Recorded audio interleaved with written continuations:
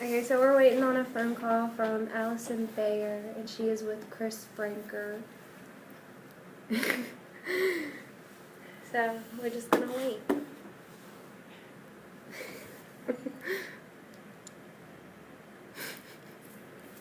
Hi. Chris, they call him. Hello? Yes, I'm trying to reach Jensen. Yes, ma'am, that's me. Hi, this is Dr. Bear calling from the University of Miami. Yes. How are you doing? I'm doing really good today. How are you? I'm good. Dr. Fraker's going to join us. I did send you a email. Do you prefer to FaceTime or Skype? Yeah, that would be good. Which one do you prefer? Is this number an iPhone? Or Yeah, no? my number's an iPhone, so we can FaceTime. It's an iPhone? Okay, great. Let me call you back in a few minutes with FaceTime, okay? Okay, thank you. Okay, thank you. Sure, bye-bye. Could you do it on the iPad or no? No, they don't have FaceTime on my iPad. Oh. So should I record like? How do I do that? You want to prop up the phone somewhere? Yeah, or I guess I'll prop it up right there. Okay. Or should I do it that way? Well, I mean. She's gonna see me be nervous. Or maybe you should record only her. No, they want to see you too. No, they don't. Here, sit right there, and then have that right there. Oh, never mind. They have this. All right. Is that? Oh, but they have to see me. Yeah. That should be good. Oh gosh, oh my god.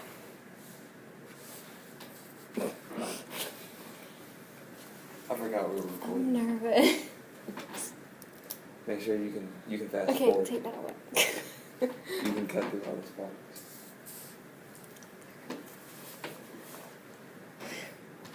What are you doing? Make sure you're good.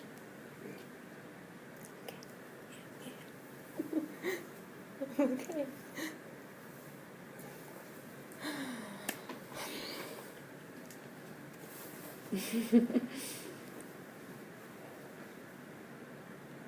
This is really nerve-wracking. I'm just gonna talk about my mole.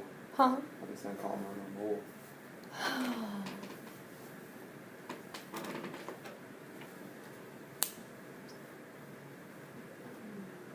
They don't see me. You gonna lean into the camera? No, Okay. Are you gonna crop all this out? maybe. You know I'm gonna do it. I'm gonna go to it. I don't know how I should record it. Did you move the phone again? Yeah. You should get your face in it. But I can't do it like this. Oh.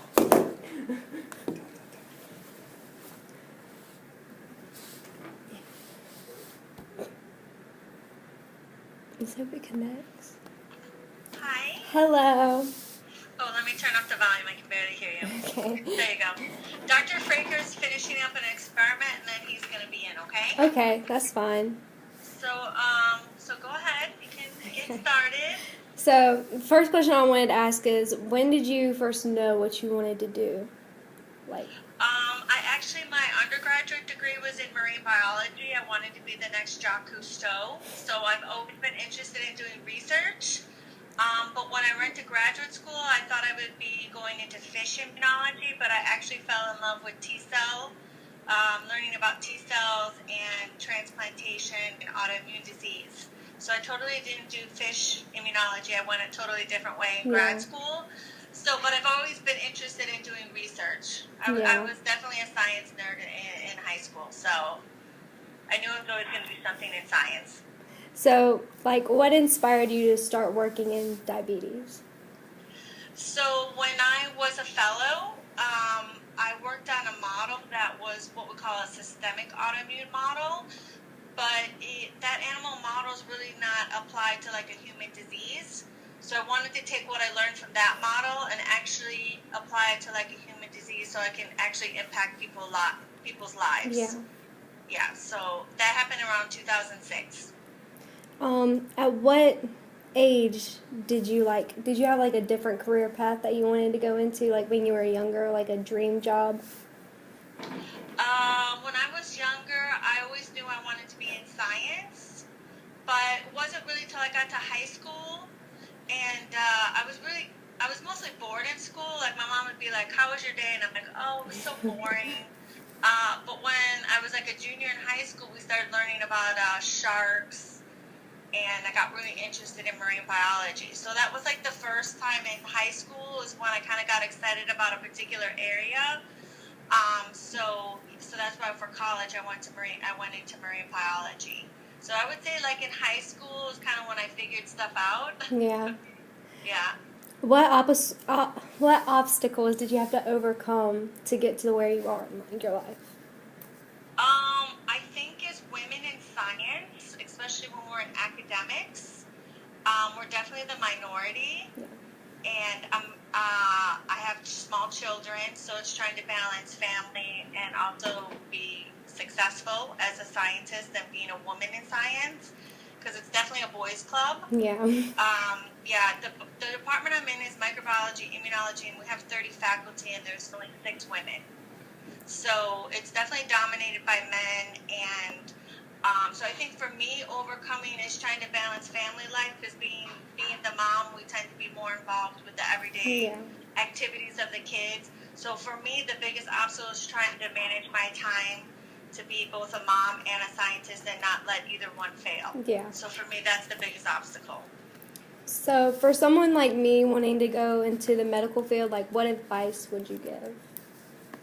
So for me, I think when you want to go into science or area, or even if you want to become a physician, my dad always told me that there's plenty of jobs. Like you can always find a job, but my dad's like, you want to find a career. So career is something that you're going to have a lot of passion for. Yeah. So my advice is, try to find what you're passionate about, because then going to work every day is not a chore. You actually enjoy it. I love walking into this building every single day. Yeah. Even if I'm tired, I have a cold.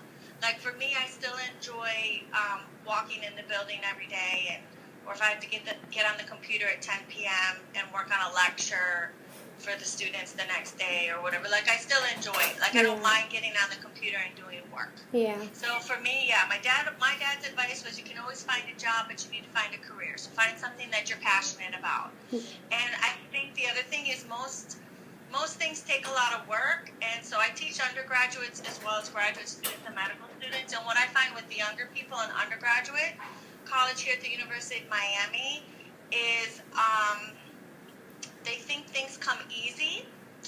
And I find some people don't want to work as hard as maybe they should. Yeah. So if you have a passion and a dream, it takes a lot of work to achieve your passion and your dream, but you can do it. So don't be afraid of putting in a lot of hard work. So, because I have a lot of students come up to me, it's like, oh, I got to see, is there anything I can do?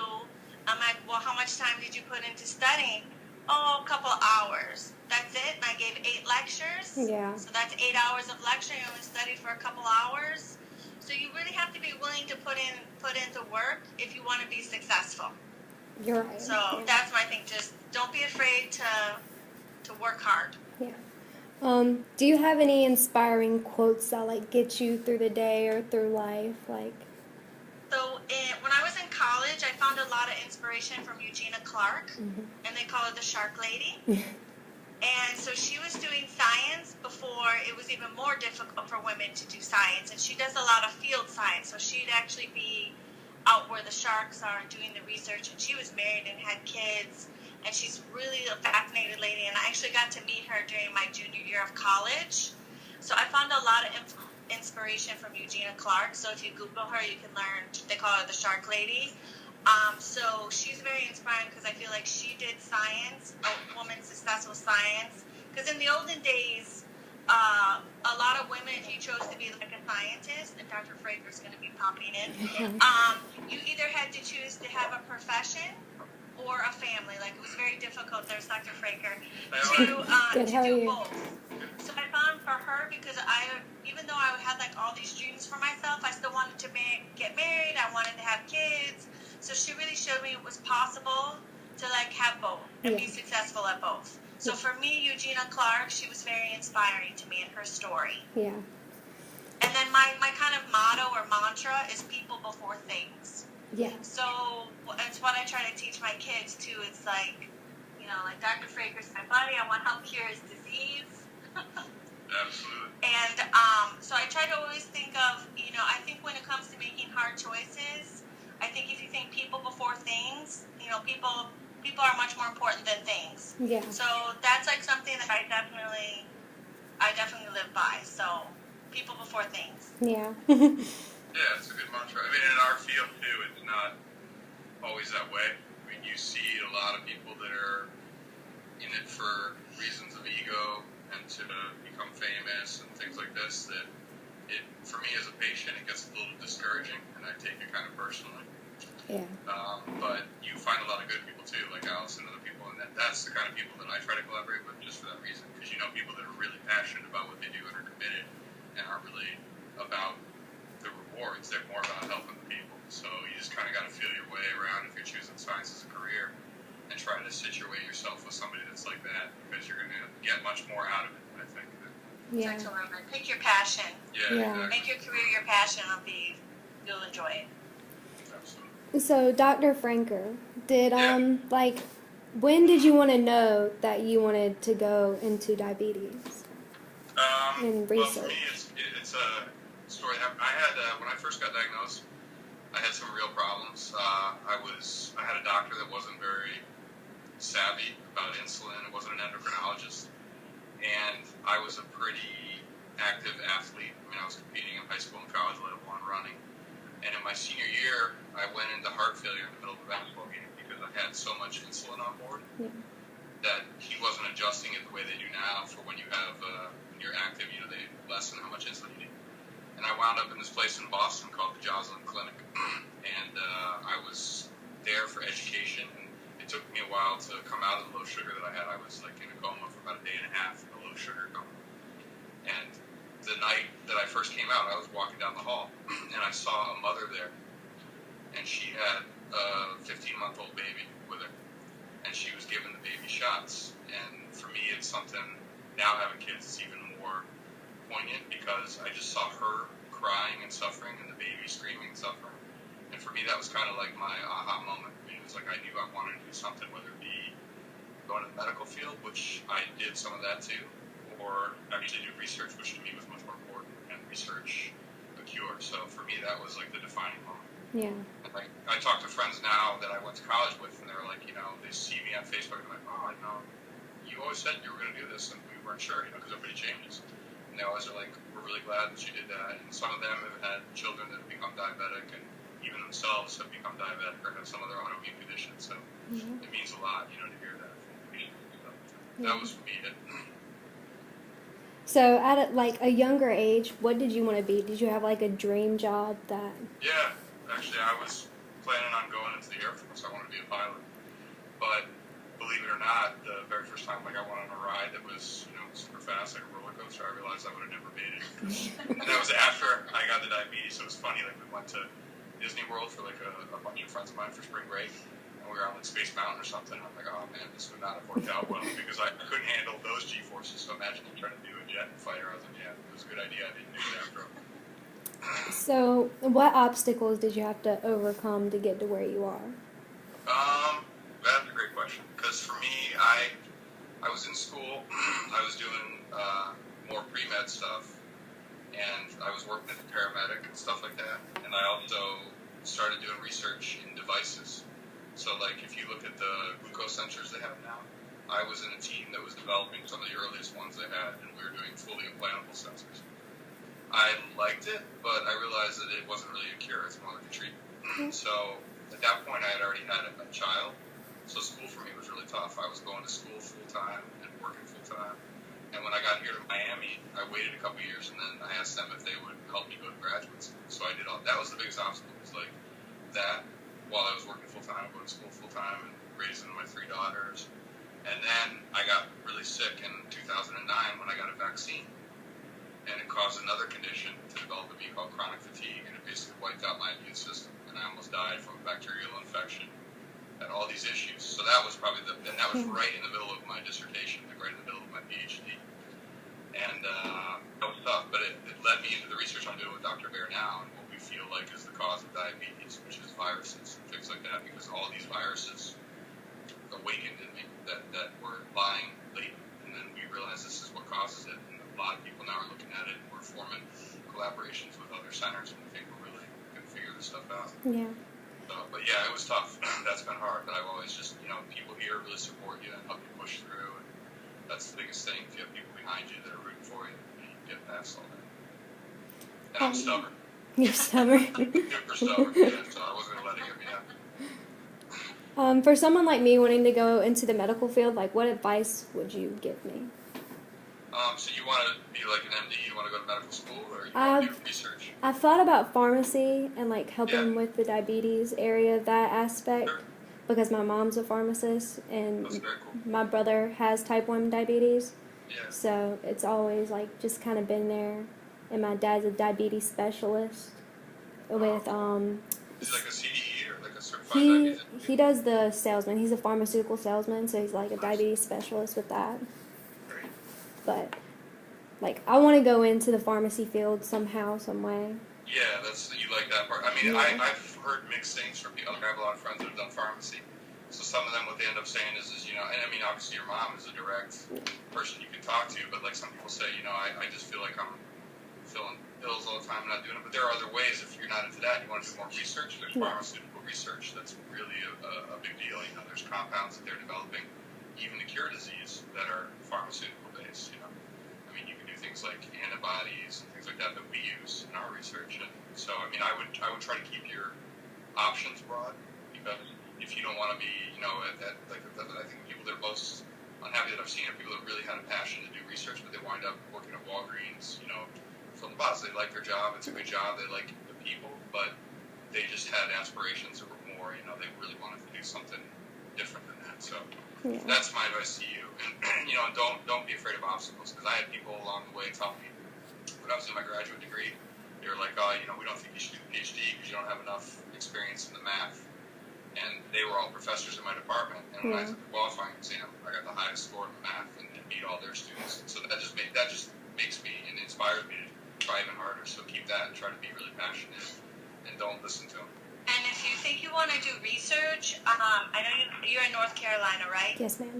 Yeah. So, if you could try to find a lab to maybe volunteer in the summer, it's a little bit easier. You said you were a junior when you're 18, especially if they do research with animals. At least I know in the state of Florida, you have to be over the age of 18 to be able to handle the animals. If you decide to go to that type of research lab. But I would definitely try to see if you can get some experience to see how you actually like doing the research. Yeah. Since you're still, trying to figure out which path you want to take. So I would definitely, and of course, if you want to come down to Miami, if you can find a place to stay, you can definitely volunteer, after high school for summer when you're 18. Where are you in North Carolina? Hertford, North Carolina, for Clemens County. Where's that in relation to Raleigh and Durham and stuff? About an hour. We're like an hour away from the Outer Banks. Oh, okay, The so you're beach on the area. eastern side. Yeah. Yeah. My daughter's, she lives in Durham. And so now she's down in Florida, and I grew up in Durham and also in Asheville, so it's part of my life. So love North Carolina. Yeah. Good state. Very cool. So, but yeah, so what other advice do you have for her? I don't know. I mean, as far as there's so much out there now in the science field. I mean, there's so many different fields to venture into. I mean, besides just the medical part. I mean, like engineering is becoming really big. I mean, that's what I am actually by trade. I'm a biomedical engineer. But, like I get to play around with immunology with the help of really good immunologists. So all that stuff, I mean, I like having the ability to try different things. I get bored if I'm doing one thing. So if you're like that, I would say keep all those options open. Look at different things when you're there. I mean, see where pharmacy is being used and the different things. Try to learn as many techniques as you can in chemistry and things like that are really relevant to pharmacy. Like different ways that they measure things and different machines like HPLC. These are just different, things, but they can really help you as far far as getting a job and as far as being able to do different things too. So I would just absorb as much as you can, particularly when you get to college. Just, take as many classes as interest you. Really do it. Do you have any other questions for us, Jensen? One more for Dr. Franker. Okay. Do you have any inspiring, quotes that you would use in your everyday life to get through the day and, really pushes you? Yeah, so there's one that, my grandfather used to say all the time, but it was, it's an old quote. But I always think, we spend a lot of time, and it's very easy to get discouraged when you're in research. I feel like, that when you write a grant and it keeps getting, triage or basically refused and things like that, you really have to be persistent. So the thing he used to always say is you can sit there and complain, but he would say the same thing. If it is to be, it is up to me. Yeah. So basically that's something that I really try to live by. If I'm getting down and I feel like I'm, complaining about stuff that's going wrong, I say, okay, well, I can turn that around. I got to do it. It's only me that is in the lab that can do these experiments. Go do it. Get your data. That kind of thing. So that really sticks with me a lot, and that's one that he used to say all the time. Yeah. He had a really rough life and stuff, and ended up doing well for himself. So he's always been sort of my inspiration in that regard. Yeah. Well, that's all the questions I have. Okay. Thank you guys very much. You're welcome. Pleasure. Well, Take care. Good luck. Thank you. Thank you. Bye. Bye-bye. Take care.